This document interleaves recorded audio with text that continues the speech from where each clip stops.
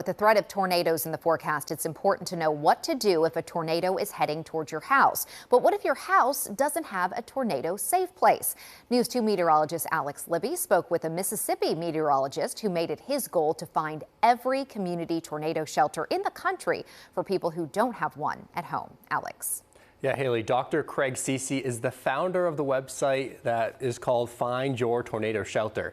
His website has the location of every known public tornado shelter in the United States. He says there are likely more shelters that he has yet to plot on the map, but he's updating and searching for more every day.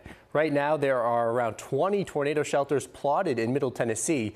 Ceci says there could be some that he has yet to register, but he says the reason there are so many more to states to our south has to do with funding. One factor, I believe, is that a lot of these in Alabama and Mississippi were built after the outbreaks in 2011, which affected these areas in Alabama and Mississippi to an extraordinary degree, and then they got a lot of FEMA funding.